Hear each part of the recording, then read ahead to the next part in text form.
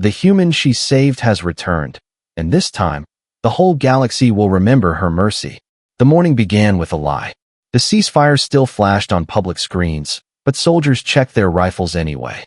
Wind pushed red dust across Iron Valley. The flag over the tribunal hall snapped like a warning. Inside, bright lights burned down on Captain Reed. His wrists were bound. His eyes were calm. He did not look at the judges. He looked at the crowd. He searched for a child's laugh that once saved him from despair. He did not find it. Outside the hall, LRA and Asha lay flat on a steel roof. Their cloaks shook in the wind. The hall hummed like a giant hive. Guards stood at every door. Drones circled the sky with cold blue eyes. Asha's small fingers gripped the edge of the roof. "They will hurt him," she whispered. LRA swallowed and nodded. "Not if we move first." Her voice was steady. Her heart was not. In the canyon, the broadcast bunker slept. Its cracked screen still held a ghost of Reed's last message. "Mercy is not treason." The line was faint, like a breath on glass, but it was still there. It felt like a seed trapped under stone, waiting for rain. LRA had no rain to give, only courage and a plan that might break her. Inside the tribunal hall, Corvin stood at the center like a blade. He spoke clear, loud words. He showed forged reports. He showed false maps. He called Reed reckless. He called him weak. He called him traitor. Some people in the rows believed him. Some looked down at their boots. Some stared at Reed, as if he were a mirror they did not want to see. Reed did not argue. He did not plead. He only asked one thing. "Play the raw log," he said. "Play the patrol audio from the night of the ceasefire." The commander shook his head. "Security risk." The crowd murmured. The lights buzzed. Somewhere above, a drone turned with a soft click. A thin woman walked in then. She wore a plain coat and an official badge. She was Envoy Mara from Outer Command. Her face held no smile. "By mandate," she said, "this hearing requires non-edited records." Corvin's jaw tightened. He gave a slow nod. He did not look at the ceiling speakers. He did not need to. His orders were already moving under the floor, like knives through cloth. On the roof, LRA saw 3 maintenance vents near the hall's spine. One vent breathed warm air. One hissed and shook. The third was quiet. She chose the quiet one. She slid the grate aside and lowered Asha in first. Metal scraped her palms. The duct was narrow and dark. The only light came from small cracks and the glow of warning strips. The air smelled like oil and dust and old fear. They crawled forward until the duct opened above a mess of cables. Far below, voices rose and fell. Asha pressed her ear to the grate and listened. "They are starting," she whispered. LRA reached into her pack. She pulled out a coil she had built from scrap and hope. She clipped it to the cable trunk. A small pulse ran down the wire. The coil trembled in her hand. "Wake up," she breathed. "Please wake up." In the hall, a screen lit with the patrol log. Wind. Footsteps. Reed's voice. Quiet. Firm. "Stand down. Ceasefire active. 2 civilians. 1 child." The words crossed the room like a spark. A few soldiers lowered their eyes. A few lifted their heads. Corvin cut the audio. He said the log was incomplete. He called for a recess. He did not hide his anger now. It stood beside him like a shadow with teeth. The lights in the ceiling flickered once. Twice. For a heartbeat, the speakers carried a different sound. The canyon. A beacon hum. Then silence. Corvin looked up. The commander frowned. Reed looked at the vents and understood. His chest ached with something like relief and fear mixed together. He did not show it. On the catwalk above the hall, LRA touched Asha's shoulder. "Good," she whispered. "The line still listens." Asha's eyes were wide and bright. "It remembers us." Below, guards moved, confused. The judges called for order. Envoy Mara raised a hand. "No one touches that board," she said. Her tone was sharp. It cut the noise clean in two. In the desert beyond Iron Valley, a relay tower woke from a long sleep. Dust fell from its ribs. Panels opened like tired wings. The old machine did not know who asked for it. It only knew the key. Reed's voice. The system felt a match inside the hall and turned its ear to the canyon. It waited for one more word. Back on the roof, LRA and Asha slipped out of the vent and lay flat again. Sirens stayed quiet. For now, the sun climbed higher. Heat pushed against their backs. LRA stared at the horizon. The old bunker lay hidden in those rocks, still breathing. They would need it soon. "We have one sunrise," she said. Maybe less. Asha nodded. Her hand found LRA's hand and held on. Inside, the judges whispered behind tall glass.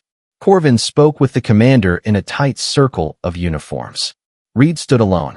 He closed his eyes and drew one slow breath. He could feel a current moving through the hall, small but real. It tasted like rain on a dry tongue.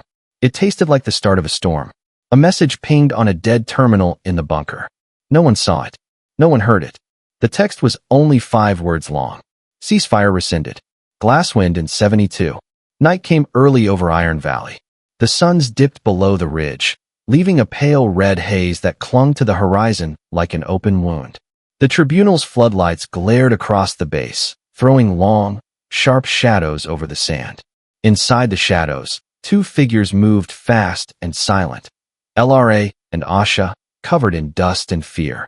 They had escaped the roof after the hearing ended, slipping through a maze of vents and broken pipelines until the cold air hit their faces again. Now they crouched near the old fuel depot at the valley's edge, watching search drones drift across the night sky like silver ghosts. Asha tugged on her sister's sleeve. "Will they kill him?" she whispered. LRA didn't answer. She kept her eyes on the lights of the human base, steady and merciless. "Not if we reach him first." They waited until the sirens faded. Then they crossed the dunes, keeping low, moving between wrecked transports and half-buried tanks. The air smelled of rust and static. A faint vibration pulsed beneath their feet, soft at first, then stronger. Asha stopped. "Do you feel that?" LRA crouched, pressing her hand against the sand. A rhythmic tremor moved through the ground. "Not natural. Not wind. Old power lines," she said. Buried deep. Following the pulse, they found a row of broken pylons jutting from the sand like bones. At the base of one pylon, a small tunnel yawned open, a forgotten maintenance shaft. LRA climbed in first, pulling Asha close behind. The metal walls were cold and slick with condensation. Strange symbols flickered faintly on old panels. Halfway down the tunnel, a voice broke the silence. "Stop right there." LRA froze. A human soldier stood in the glow of a broken lamp, his weapon raised, but his hands trembled. His face was young, barely older than a boy. Recognition flashed across her mind. He was the same one who had brought Reed water during the trial. "Sergeant Nico," LRA said softly, remembering his name from the tribunal whispers. "You worked for him." Nico's jaw tightened. "And you're the reason he's going to hang." The words hit hard, but his eyes betrayed doubt. He lowered the rifle slightly. "You shouldn't be here. They'll shoot on sight." "They'll shoot him first," LRA said. "We came to stop that." Nico stared at her, conflicted. Finally, he sighed. "You can't stop the tribunal. Corbin's already triggered a secondary protocol, Glasswind. It wipes entire zones clean. They'll call it a containment purge." "When?" LRA asked. "In 3 days. Every alien sector within 100 clicks." Asha gasped, her voice trembling. "Then we have to warn them." Nico shook his head. "They've blocked all transmissions. Only one node still connects to the outer relay, the data spine under the tribunal. If you cut it, the purge can't launch." LRA frowned. "And if we don't?" He looked away. "Then everything burns, including the captain." For a moment, none of them spoke. The tunnel hummed softly around them, alive with the ghost of old energy. Then LRA said quietly, "We'll stop it." Nico's eyes snapped back to hers. "You can't even get near that section." "You said there's one node still open," LRA replied. "Then we'll use it. But we need more than a shutdown." "What do you mean?" "The truth," she said. "Reed's mercy broadcast, the one he sent before the trial. If we can prove people heard it, the ceasefire becomes real again. Every soldier who received it becomes a witness." Nico stared at her, startled by the boldness in her voice. "That would expose everyone, me included." "Then choose," LRA said. "Obey orders, or save your own species from itself." The silence stretched until Asha's small hand reached toward him. "You gave him water," she said softly. "You're already one of the good ones." Nico looked at her, his face tightening. Finally, he lowered his weapon completely. "Fine," he said. "I'll help. But you'll need more than courage.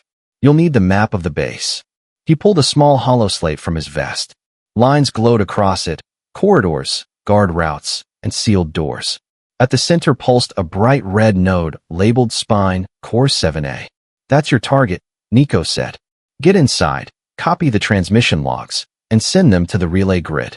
Once they're public, even Corvin can't erase them. LRA took the slate, her hands steady now. What about you? I'll cover your tracks, Nico said, forcing a thin smile. And pray this works before the whole valley turns to glass. They moved deeper into the tunnel, the three of them shadows beneath the earth. Behind them, the desert winds howled through the open hatch, carrying the scent of dust, rust, and change. Far above, Iron Valley's lights burned bright against the dark sky. In the tribunal hall, Captain Reed sat alone in his cell, staring at the flickering ceiling. He didn't know that in the cold tunnels below, two alien sisters and a human soldier were risking everything to save him, and maybe the last fragile hope left between their worlds. And somewhere deep in the sand, the buried pylons hummed again, as if the planet itself was beginning to wake. Morning came pale and uneasy. The suns hung low, bleeding orange light through the mist that rose from the desert floor. Iron Valley was quiet, but not peaceful. Patrol ships glided overhead, silent and watchful. Inside the tribunal complex, preparations were already underway. Today was Judgment Day. Captain Reed sat behind a steel barrier, his wrists cuffed, his uniform torn. The tribunal chamber gleamed with cold light. Rows of officers watched from behind glass, their faces unreadable. Corvin stood at the center again, his voice sharp and proud. Captain Elias Reed, he declared, you are charged with direct violation of Command Order 41, aiding and harboring enemy life forms. Reed's voice was calm, steady. I followed the code of life, not the code of war. A murmur spread through the crowd. Corvin smiled thinly. Life, he sneered. You mean the creatures that killed our patrols? The ones that poisoned the wells? You fed them, Captain. You sheltered them. You disgraced your uniform. Reed did not rise to the bait. I saved a child, he said. If that is disgrace, I accept it. Corvin's eyes hardened. Then you accept your sentence as well. But before he could speak further, the main door hissed open. A woman in a gray coat entered, her boots echoing across the polished floor. Envoy Mara from Outer Command. Her arrival silenced the room. Proceed, she said coldly. But this hearing is now under my observation. Corvin bowed slightly, his jaw tightening. He hated interruptions, especially ones wearing higher insignia. As you wish, Envoy. Beneath the tribunal, deep in the maintenance tunnels, LRA, Asha, and Nico moved through the dark. The walls hummed with the pulse of machinery. The data spine was near, a living core of cables and power that ran under the tribunal floor like veins under skin. Asha stopped suddenly. There, she whispered, pointing to a panel pulsing with soft light. Strange symbols rippled across it. It's speaking. Nico crouched beside her, his eyes wide. That's a pre-war system. Most humans can't even read this code. I can, Asha said simply, her fingers brushing the glowing lines. The light shifted in response, brightening under her touch. LRA watched with awe. It listens to you. Asha smiled faintly. It remembers his voice. Above them, Corvin's voice boomed through the speakers. Bring in the evidence, he commanded. Screens lit up, showing still images, grainy footage of LRA and Asha running through the dunes, Reed giving them rations. The crowd gasped. Here is your savior, Corvin mocked. A man who betrayed his command for aliens. Reed's eyes darkened. Those aliens had names, he said quietly. LRA and Asha. You burned their home. You took their water. And still, one of them prayed for us. The hall went silent. Even Corvin faltered for a second before snapping. Enough. Envoy Mara leaned forward. Commander Corvin, she said. The ceasefire logs indicate your patrol triggered first contact before the supposed violation. Is that correct? Corvin hesitated. Irrelevant, he said. The logs were corrupted. Then you won't mind if we access the raw data? Mara said. A spark of anger crossed Corvin's face. The data spine is off limits. Not anymore, Mara replied coolly. Outer Command overrides local lockdowns during tribunal hearings. Below the floor, LRA heard every word through the humming pipes. She turned to Nico. She's giving us a window. He nodded. Then we move now. Asha placed both hands on the panel and whispered softly. The old symbols flickered, shifting to human text. Access granted. The wall hissed open, revealing a room full of cables and glowing orbs. The data spine.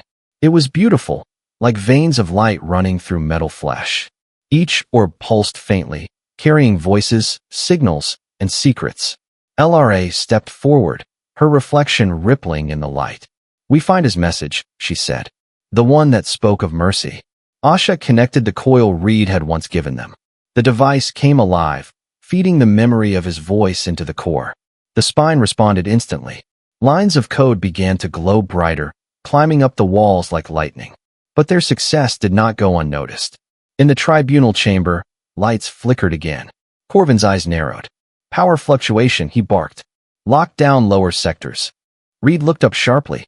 He knew that signal. He could almost feel it in his bones. LRA was below, risking everything. Envoy Mara glanced at the flashing lights. "What's happening?" "Sabotage," Corvin spat. "Someone's trying to breach the archive." He ordered guards to the lower tunnels. Reed's heart pounded. He stood suddenly. "You don't need to look far," he said. "Truth doesn't hide. It just waits." Corvin smirked. "Then it dies waiting." But even as he spoke, the room shuddered. A voice filled the speakers. Not Corvin's, not the envoy's. It was Reed's own voice, from weeks ago. The Mercy broadcast. "This is Captain Elias Reed. To all listening, mercy is not weakness. It is what keeps us human." The crowd froze. Screens around the hall flickered as the data spine replayed the entire transmission, unaltered, uncut, undeniable. Mara's eyes widened. "How?" Corvin shouted. "Cut the feed." But it was too late. The message spread across every console, every comlink, every station connected to Iron Valley. Down below, Asha smiled through tears. "It worked." LRA gripped her shoulder. "Not yet. Now we make them listen." Above, chaos filled the hall. Corvin shouted orders. Guards ran for the exits. Reed stood tall among them all, calm as the desert before a storm. For the first time since the war began, the truth had found a voice, and it would not be silenced again. The night after the tribunal was unlike any other. Iron Valley buzzed with confusion. The broadcast had spread beyond control. Soldiers whispered. Commanders argued. And somewhere deep beneath the steel floors, the data spine hummed, alive again after years of silence. But the power surge had drawn attention. The humans knew someone had breached the system. Patrols doubled. Searchlights swept the dunes like white fire. Every shadow was hunted. In a forgotten service tunnel beneath the barracks, LRA, Asha, and Nico huddled around a flickering panel. The light made their faces pale and tense. "They'll track the signal to this level soon," Nico said. LRA shook her head. "They'll find the relay, not us."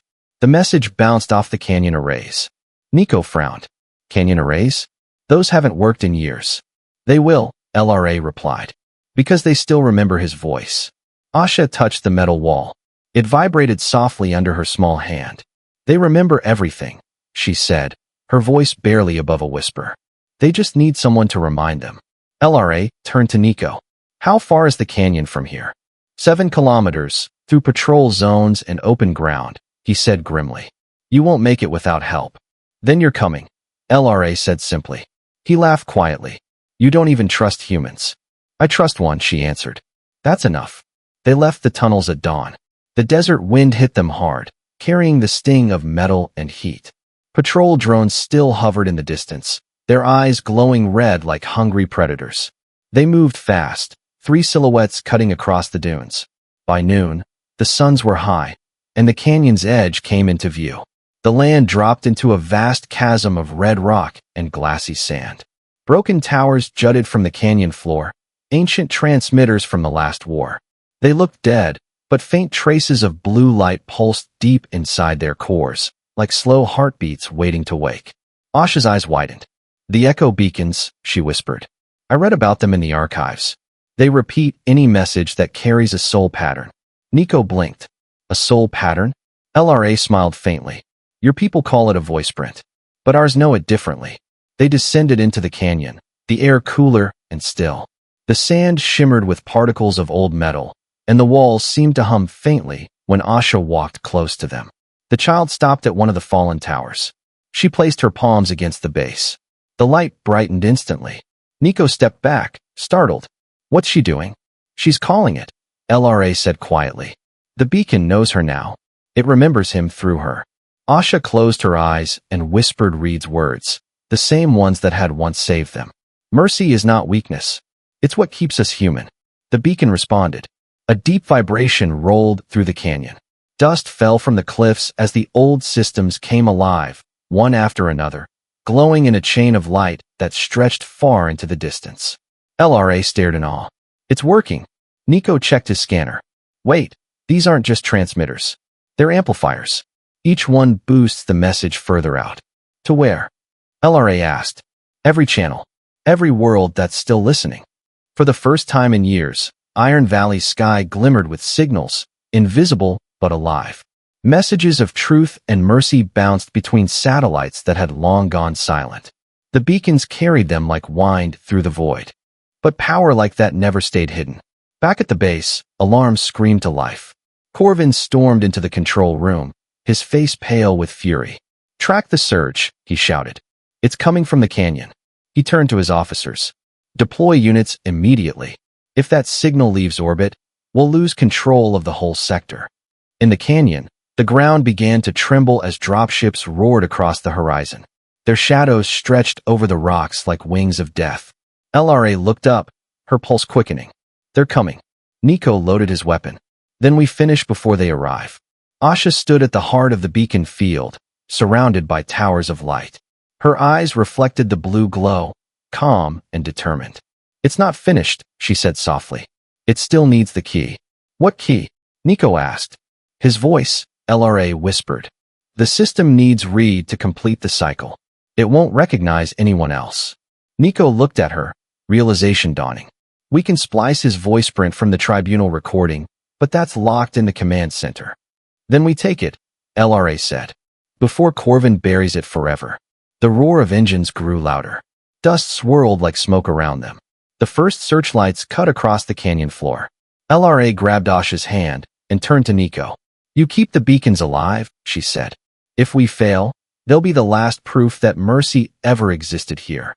Nico nodded grimly. Go. I'll hold them off as long as I can. LRA looked back once more at the glowing towers. They pulsed brighter now, as if watching her go. For a brief moment, she thought she heard a faint echo. Reed's voice carried through the machines, soft and defiant. Don't let them forget what it means to be human. Then the desert erupted with light as human ships descended from the clouds, and the war that had paused for a breath began to stir once more. The suns had barely risen when Iron Valley turned red again, not from dawn, but from the glow of engines.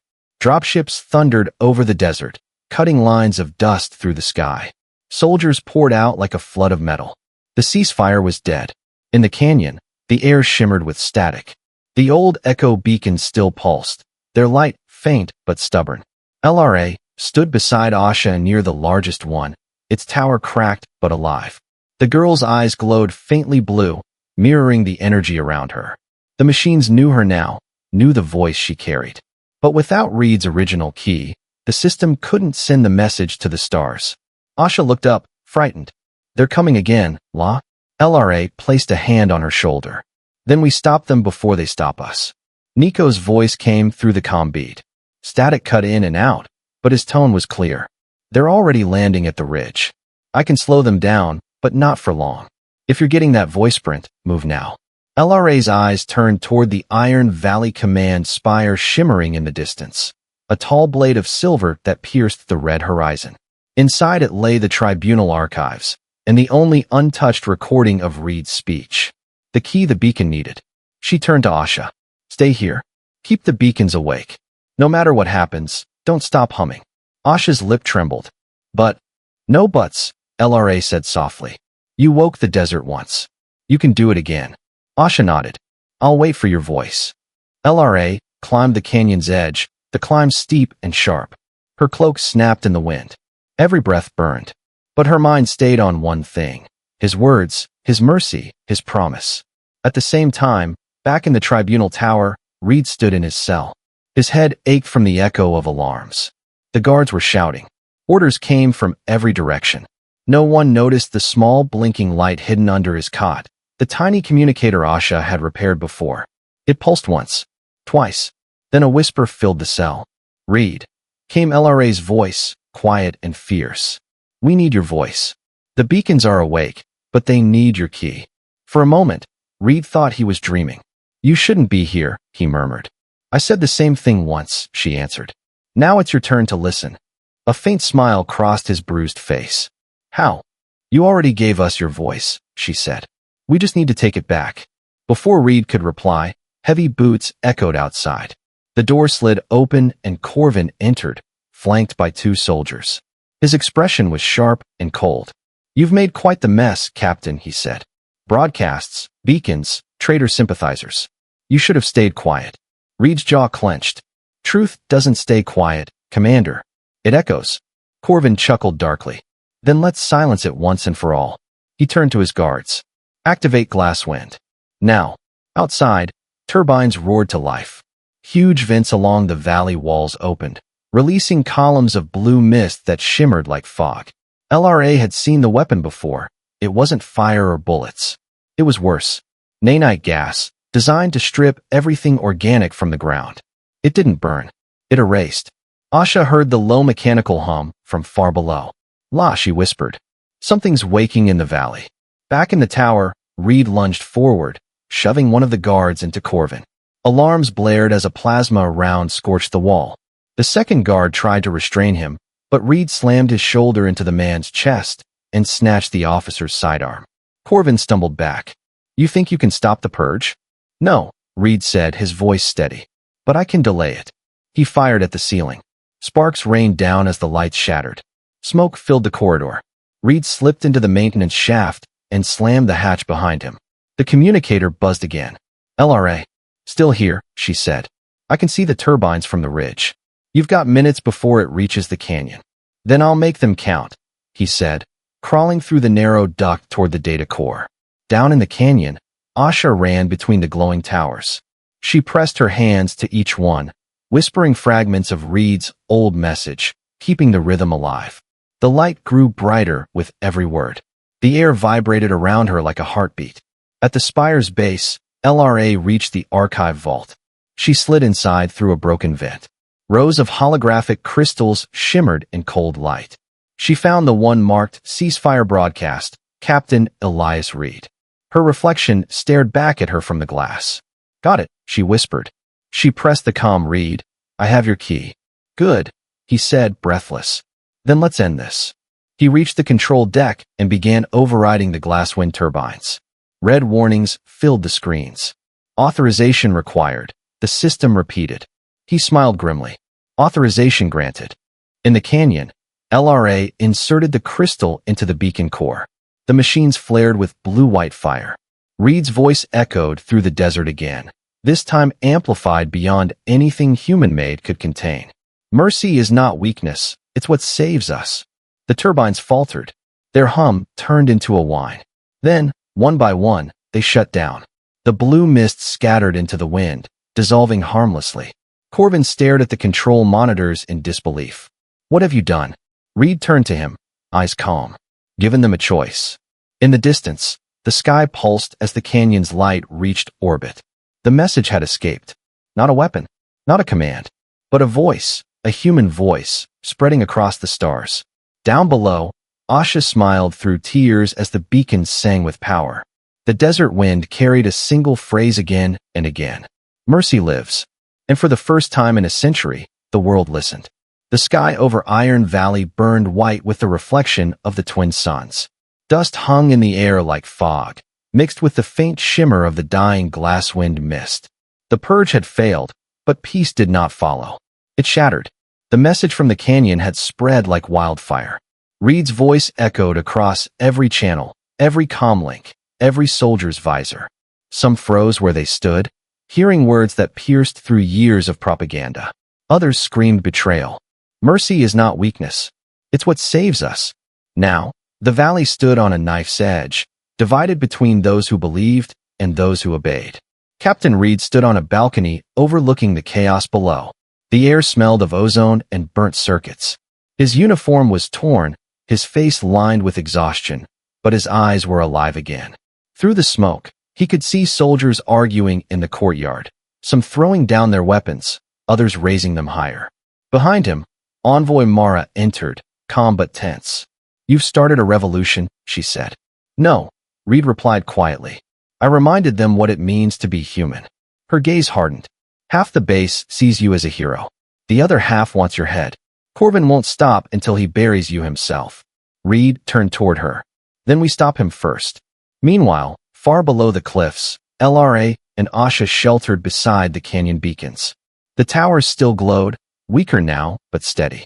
Nico limped toward them from the ridge, his arm wrapped in a blood-soaked bandage. He had survived the skirmish with the patrols, but barely. They've split, he said, breathless. Some units are defecting. Some are hunting each other. The commander's calling it Reed's mutiny. LRA frowned. How long until they reach the canyon? Minutes, maybe, Nico said. Corvin's bringing heavy carriers. If he can't have the base, he'll bury it. Asha looked up at the sky, where faint streaks of light fell like silent comets. The beacons are tired, she said softly. They need rest. LRA touched her sister's cheek. Then we'll give them time to sleep, after we finish this. Back in the command spire, Corvin stood at the center of the control deck, his face pale with fury. Screens around him flickered with images of soldiers laying down arms. He slammed his fist on the table. Weakness, he roared. They've forgotten what survival means.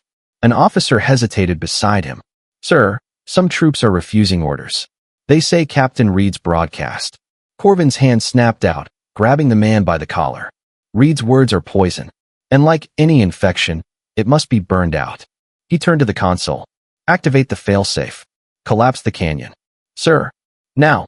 The order raced through the network, igniting hidden charges buried under the desert floor. Ancient warheads from the last conflict, forgotten and deadly. Alarms screamed in the command spire. Mara spun toward Reed. He's going to destroy everything. Your soldiers, the beacons, the civilians outside the walls. Reed's face went pale. Then we stop him.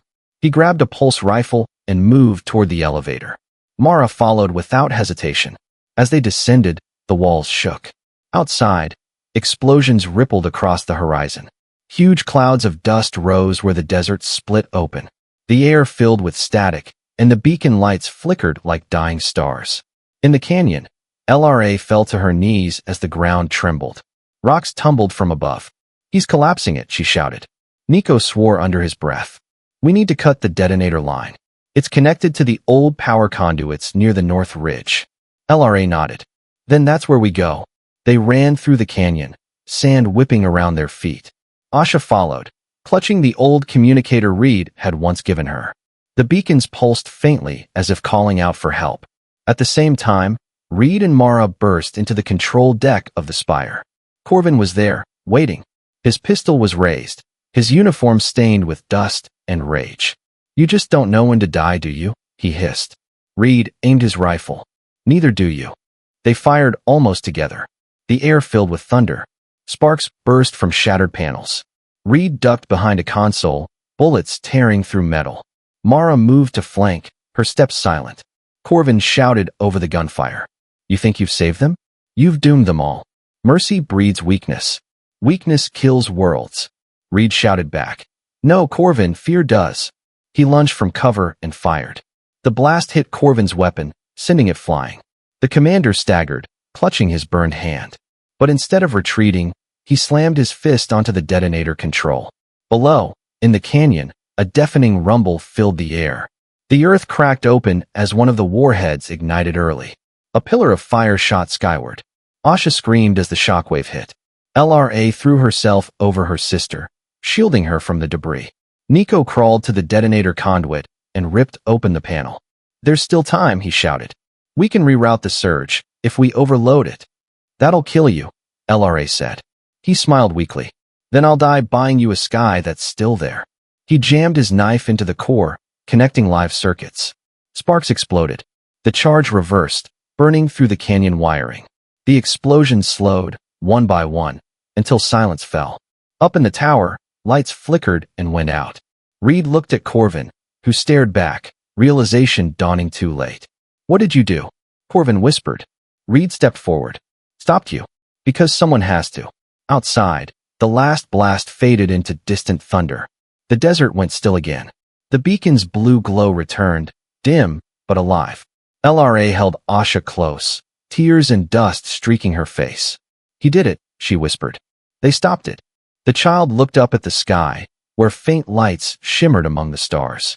Then maybe it's not over yet, she said softly. Far above, Reed stood over Corvin's fallen form.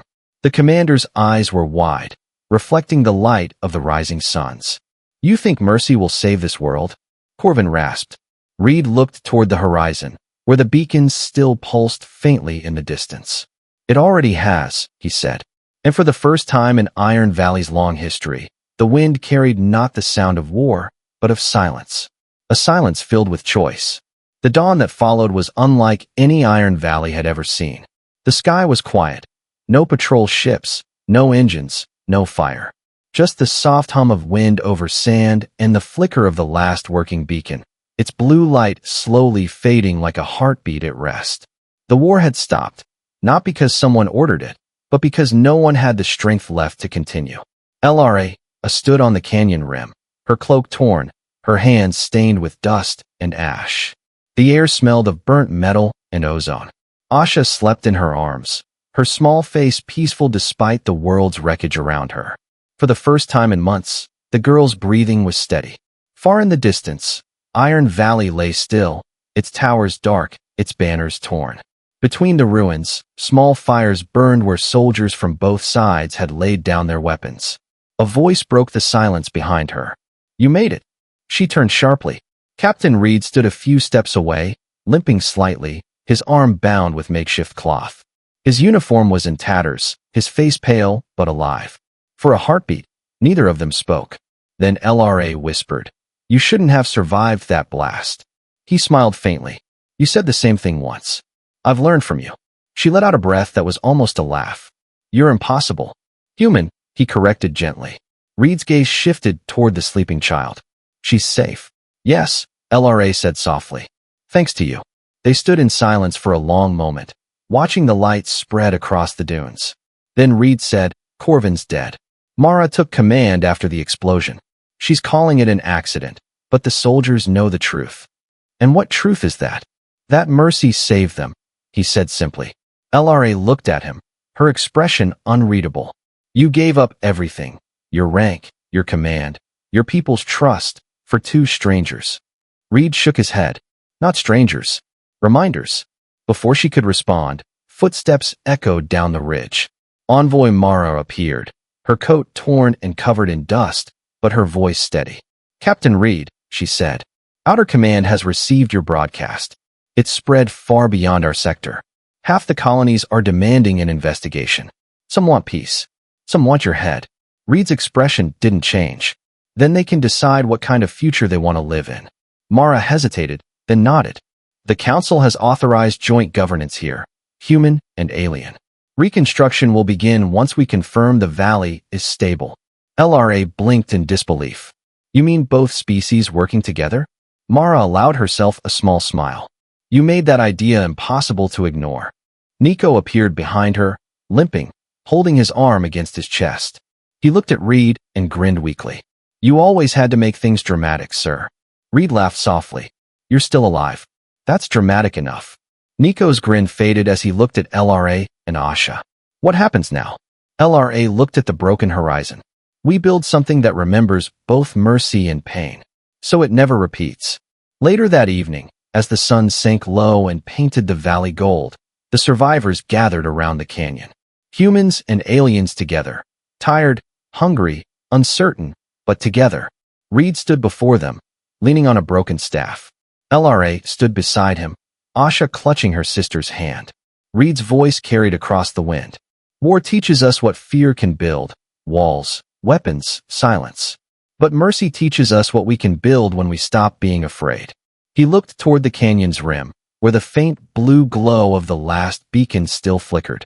This place will remember both. Let the scars stay visible. They're proof that we learned. The crowd stood silent. Then one soldier, human, set his rifle down in the sand.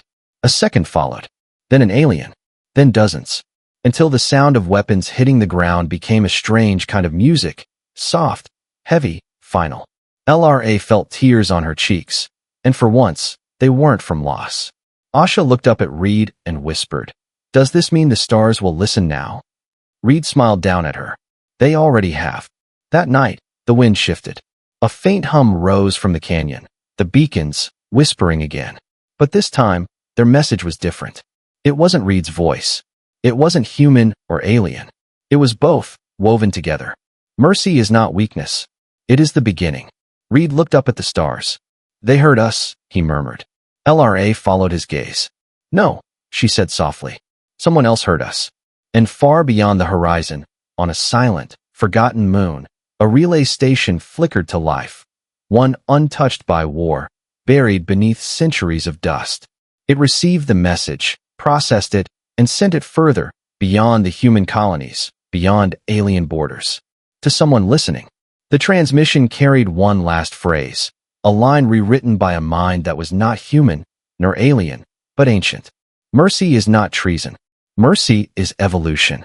And as Iron Valley slept under twin suns, somewhere deep in the dark between stars, something answered back.